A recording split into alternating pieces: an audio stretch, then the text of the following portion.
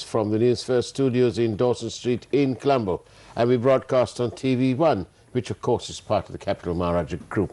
And this morning, just as yesterday we were treated to more information on the ongoing saga of what is better known as the bond scam, there was some very important information. It looks like they're getting round to doing an investigation or getting into some action to do with the second bond.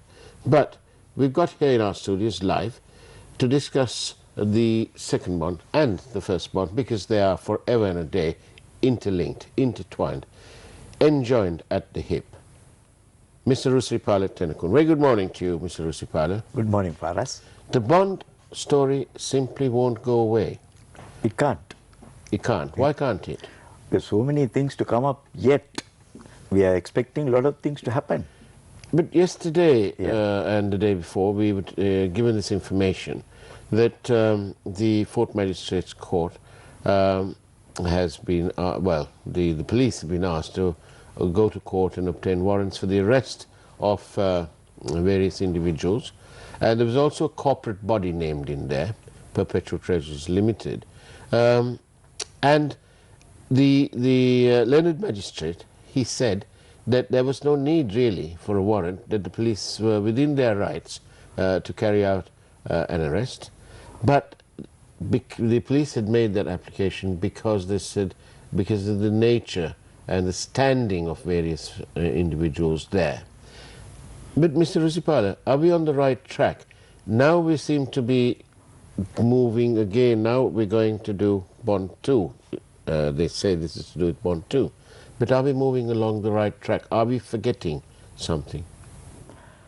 Well, you know, the public clamor is something else, because for the public, the way it appeared and the information that was available, you know, they all thought that this was a masterminded plot by important people in the country.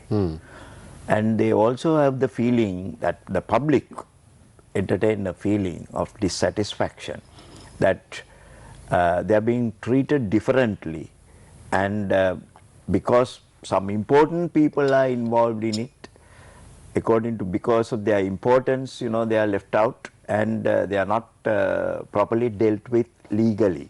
This is the complaint that the country has. I think even today there are some demonstrations, public demonstrations, which are planned, scheduled, I saw in the papers, opposite the railway station and various places, you know, demanding that the masterminds of this whole operation should be arrested and all. But for us, there is the legal process, the approach is different, because you have to be very realistic. Now here, about the second bond, you know, from what I read about the Attorney General's instructions to the police, was based on certain legal, directly involved legal aspects, like, you know, the insider information. Indeed. The violation of the securities ordinance, certain clauses. And then favorations, that type of thing, you know. So favoration, for somebody favoring somebody else to the detriment cost of the country. Exactly, and the losses caused as a result. So these are all interconnected legal issues. So, you know, there are certain other ethical matters, and there are. But ethics went out of the window a long time ago in this country. That's the thing. I mean, if ethics took the place, a lot of people would have resigned from their positions on their own. Like the Indian Railway Minister who resigned after a railway accident. You know, this type of thing is happening elsewhere in the world. Unfortunately, it's not so here. You can't help that situation. But I think my real quest is, you know, Newsfirst has come a long, long way. We started reporting on this matter on the 1st of March 2015, which itself is over 5 years ago. And, you know, we've come a long way in bringing this matter and encouraging accountability and transparency and so on. Along the way, probably encouraging ethical values too. But despite all this, Mr. Rusripala, there's one matter that is still under a cloud, it's hazy. It's not as crystal clear as the departures of procedure, the departure of procedure, the departure from norms, the departure in the system of awarding bonds and so on. This one matter is still very hazy. And you touched upon it just now. You used the word mastermind. Who is the mastermind? It appears the mastermind is still being covered up. Do you get that feeling, or am I on my own here? No.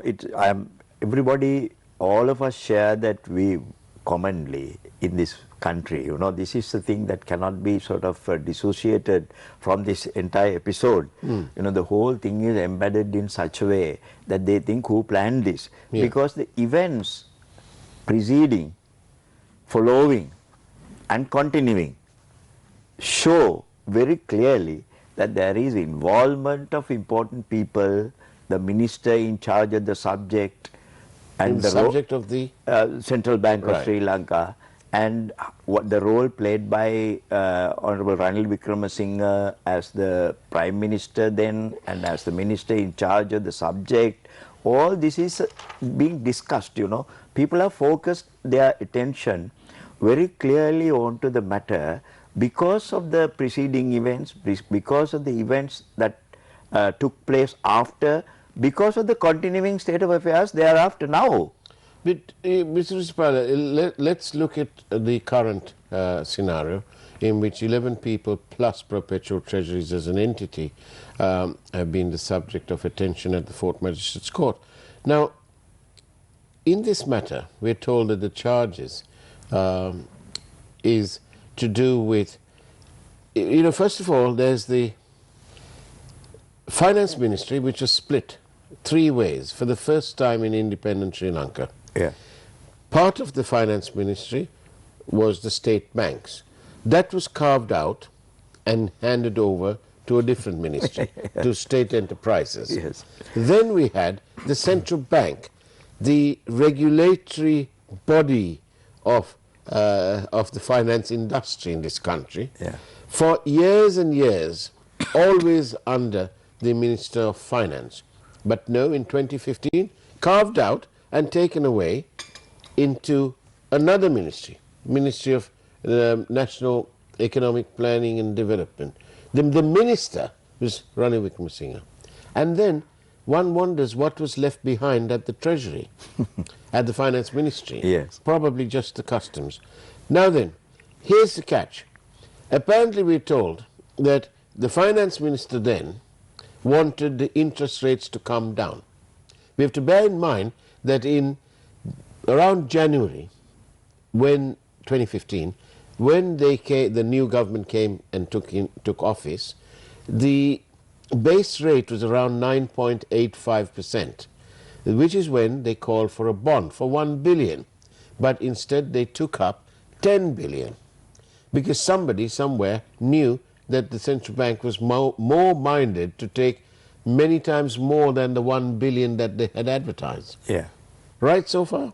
That's where the inside information plays a role. Indeed. Somebody has been briefed properly to bid well above the amount that was asked for. Yes. So, and they changed the system in the meantime, because as the then Governor Mahendran said, Yeah. at CORP, under the chairmanship of Dew Gunasekara, Yeah. and under oath, Mr. Gunasekara got him to take the oath.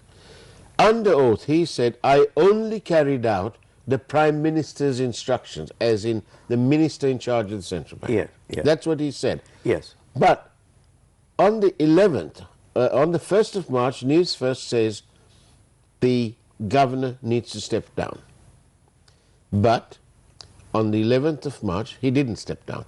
On the 11th of March, the Prime Minister of the country deemed it fit and proper to respond to what Newsfirst had already highlighted, and that was that there was a conflict of interest.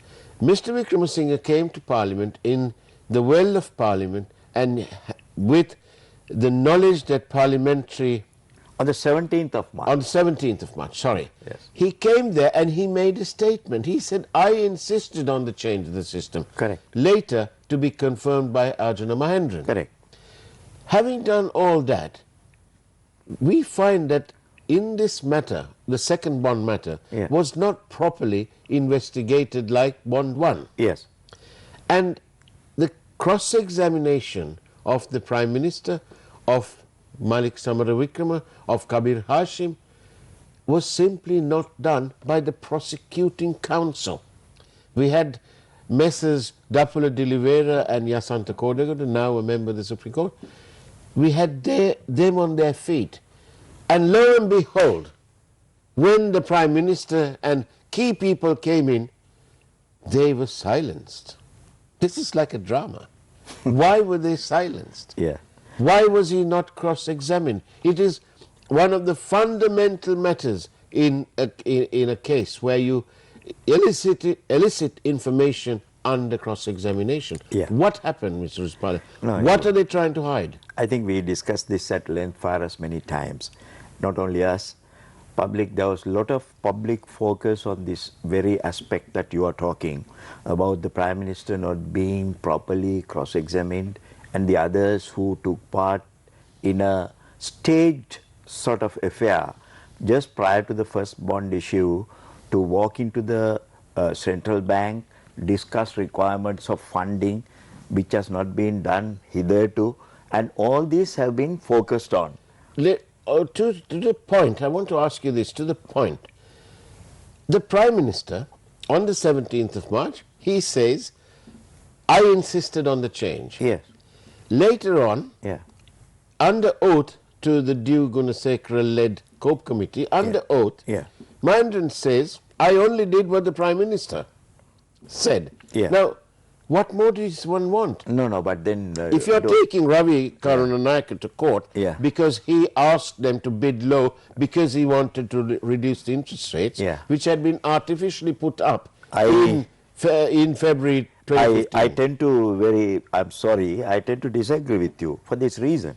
Because it is true that Honorable Ranil Wickremesinghe gave the directive to the governor, then governor. Yeah. The governor accepted it. The Prime Minister accepted having given the thing. Yeah. But then in the law, what is the violation he has done? You see, I mean, legally when you look at a thing, it is entirely different, you know. That is why I said ethics. I started this discussion by saying ethics, because ethically there are certain things that a person should do and should not do. In this instance, Mr. Wickremesinghe very clearly, using the opportunity that was granted to him in the commission, he said before the commission, I expected the governor to carry out the instructions in the way that he should have. Where do you stand? He has exculpated himself, having done the thing, having planned the thing, having provided the stage. He has exculpated himself from the responsibility by making that statement. I never expected Arjuna Mahendran to do the way that he did it. So in short, Ranil Wickremesinghe slid away. Of course. He slid away. Laissez la guerre. No, the law cannot hold him in this respect, because he has very clearly, evaded that responsibility by saying, yeah, I gave instructions, but I expected him to follow the procedure. So don't you think that's what Pujit Jayasundar is going to be saying about these? I don't know about the other things, but in this particular instance, he has very carefully and very nicely done it and exculpated himself. We have to admit this. Shocking. Very shocking. Very shocking. Indeed, it is shocking. But that is the fact. You know, this matter was never ever reported, decided at the monetary board. Now then, it was only reported by Arjuna Mahendran. Yes. It was never the basis of a discussion or a decision making. Now then, I want to invite our guests, whilst you enjoy your cup of tea, Mr. Russipala, do send us your questions by SMS 0772 300 305. We're in conversation with Russipala Tennakoon about what the events of yesterday and the day before. Now then, the magistrate has given travel bans against various people, but do you think that they've missed out? Do you think they should have had more people in the net to stop them from travelling? Because, Mr. Risipala, do you remember, Arjuna Mahendran was the subject of a travel order when Mr. Amaravira made a complaint to the Bribery Commission many years ago, 5 years ago. All of a sudden, without any explanation, that travel ban had been lifted. Think of what if the travel ban had been in place. He wouldn't have been able to go for a wedding and come back. You and I have seen him in the courtroom, a daily fixture at the Presidential Commission, but all of a sudden, just as the matters were finishing, he went, never to return. No, that wedding incident and Was his before, going is before. Oh yes, I know that. Yeah, but yeah. that was, I'm just using it as an example. No. He went at a time when the whole matter came up as a big controversy and was being discussed. Yeah. So at that point of time, when the Prime Minister was questioned, he very clearly said, no, he went for a wedding and he will come back. In fact, he did come back. He even faced the commission, presidential commission. Thank you for the questions by SMS. Several have come through. Yeah. But one of them is something we have to. I have to say this. Some viewer is saying, is Mr. Risipala trying to whitewash Ranil Wickremesinghe? Absolutely no. I have no such intention, but Right. at the same time, I also don't wish to tarnish mud at people just for the sake of doing it. Yes. I base my presentations or arguments purely on facts. Right. But are you saying that Ranil Wickremesinghe, as the minister in charge of the central bank, was not at fault here? He is at fault, he was at fault, and for all the events that followed and are continuing, he is responsible. But how we can hold him legally responsible is a matter that is... Well, it's a matter for court. He must be brought before a court. How can you bring a person before the courts if there is no, if you can't specify the violation? But that is not for you and I to say. That's the thing. That is for the Attorney General to So look this is at. what has happened. The Attorney General has carefully, it looks like, selected the legal aspect of it and said... But I get the feeling, Yeah. I get the feeling that they are trying to hang various people and ignore the mastermind. Can't help, we have various feelings, but then if the law is like this, you know. But here he has specifically said, now Mr. Ravi Karunanayaka has been brought in. Why? Because there was an involvement by him directly to influence the banks, state banks, Yeah. which was under him, Yeah. to be brought on just before the, on the No, that's eve. not what they're saying is that he asked for the rates to be brought down, Yeah. and Yeah. on the other side, the central bank issued it at a higher rate. Yeah. But then here's the problem. Yeah. Ranil Wickremesinghe split the finance ministry. The central bank wasn't under the same minister. No, what happened was, factually what has happened is, whether it was under him or not, Ravi Karunanayaka played a role in summoning the heads of the state banks and instructing them direct. Don't do this, you don't submit your claims, you will keep it at this level. But Mr. Risipala, there was no jiggery-pokery there. Mr. Karunanayaka even confirmed that at the Presidential Commission, Yeah. that indeed he had asked because he felt, as the Minister of Finance, that the rates were too high. I think he tried to justify his stance at that time, but what in fact happened was, he gave instructions the banks not to bid above a certain level. Who gave him those levels? Only he will know. Who indicated to him those rates? Only he will know. But what it indicates is, having asked for, But the Presidential Commission of Inquiry found very clearly that it was Arjuna Mahendran who had shared sensitive, price-sensitive information that is with why his son-in-law. That is why now there are accounts. No, sharing of sensitive price related information Indeed. is one thing. Violation of the securities ordinance clauses is one thing. You see, and sharing this information in favor of some people is another thing. So all the people who are involved in that part are brought to books, they are brought before the courts. So that have been done very nicely and very clearly. I have another message. Yes. It's well, one of several. Yeah. RW should definitely be put in jail. It was he who was the mastermind. And so many, I'm sorry, but I'm just reading through them. Another one, I think this is very relevant today. Newsline, please tell us, will the public get their money back, at least part of it? No, I mean, when you are prosecuting these people, if there is illegitimately earned assets with them, certainly the courts will give a directive to take those things back. I mean, that is how the public can have resort to have their claims established. You know, otherwise how can you do that? If the money has been spent for electioneering and given to people to do elections, well, how can you bring it back? Only the remaining assets will be brought, you know. Worse is that those people will be sent to jail. So whatever part that can be recovered will be done. There are ways of doing it legally.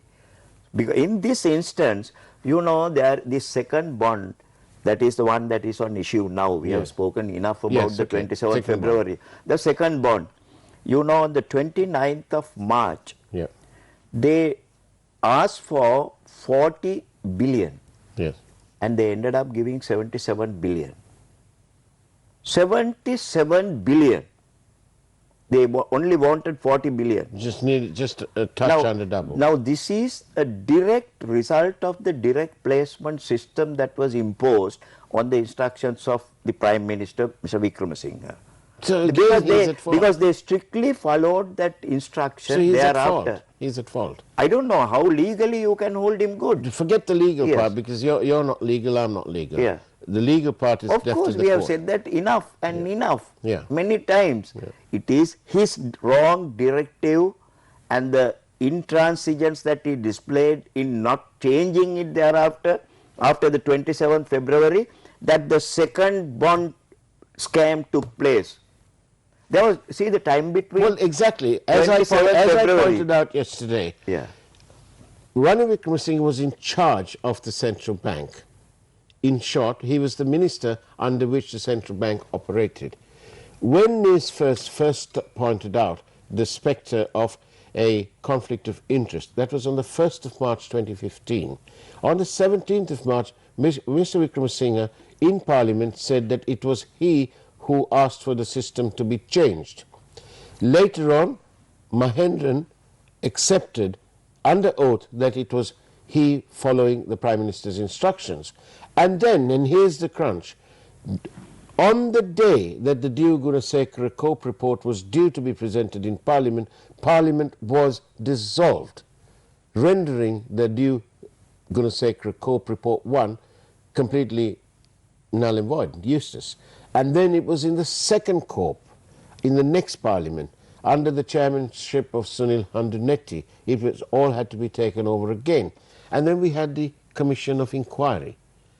But Mr. Wickremesinghe did not make any move to change the governor, and he was in place right throughout, including beyond March 2016, the second bond. We need to remember this. The 27th of March, the 31st of March, that was the 2016, that was the so-called second bond. Yes, yes. And Mr. Mahendran was allowed to be in place right throughout until July of that year. Yes, yes. And it is thereafter that Mr. Sirisena, President Sirisena, refused to give him a new contract, because remember he was serving the end of Mr. No, he served the full period. He served the full period During which the bond And was Mr. confirmed. Wickremesinghe refused to take action to remove him and to reweave the system that he introduced during this period. That is why after the 27th of February, after so much of a calamity, real uprising in the country about this whole matter, this thing was repeated in the worst form. It was repeated in March 2016. See the time gap. There was enough time for the government to take corrective action, but they callously disregarded the opinions. They callously disregarded what has happened. But the Auditor General said that the least cost methodology of raising money for the government was this mixed system that had been in place since 1997. Yeah. In fact, today... So there is no dispute about it now for us. Yes. Everybody accepts the fact that the directive that was given was wrong and it was causing losses to the government. Yes. There is no dispute about it. But nobody wants to do anything The about fact that Auditor General said it Yeah. is just the confirmation of a fact. Indeed. Nothing new. Indeed. He didn't invent anything. Right. It was in operation from 1990s. Yeah. The direct placement system and this hybrid system and the calling for auctions, tendering. And now that the bond scams are finished with, that is, the old system is back in place with a few tiny tweaks. When the monetary board felt that they were not under any pressure to take a decision, they in fact decided that they should change that system. That is the first time that this ad hoc decision that was directive given by Mr. Wickremesinghe was changed. Now what are they doing? Now the central bank are back into square one. They are following the old system. Direct placement plus tendering. So what is the answer? The answer is a political answer for us. Law or otherwise, people should know who has done this, why they did it. Answer is in their hands. The public in the country should not look up to courts. There can be times when courts can discharge a person on lack of evidence. I mean, on various technical matters. But there is a right beyond that in the hands of the public. Use that. If the public think that this person is responsible for this calamity and the catastrophe, the answer is in their hands. Answer is their hands. Who placed such people in such positions? The people. The people have the right to give the judgment. I believe in that. Well, if the law is not clear to bring a certain person to books because of lapses in the law, because he has masterminded in such a way to escape the law, well, that should not be the end. Our keeping on shouting, he is the mastermind, he is not caught. I mean, if he cannot be brought to book, well, there is still an answer. What is the answer? I think the answer is that there has to be a commitment to addressing the people's views and the people's needs. And Newsfirst will continue to report on this very important matter, as you do on all matters that impact the public interest. And the bond is no different. We brought to you lock, stock and barrel, the information about Bond 1, and now they're talking about Bond 2. We will continue to cover that. One thing is very clear. Right from the beginning, Newsfirst said that there was a conflict of interest, there was departures from due process, and the Presidential Commission of Inquiry has vindicated all that. It is agreed that there was a departure of process, that there had been a cost to the state, to the economy. We had the forensic audits and so on and so forth. But in all this, there has never been a proper investigation into Bond 2. The fact that the governor who did the first deed, the misdeed, in February 2015, was still in place a whole year later to oversee Scam 2, Bond 2.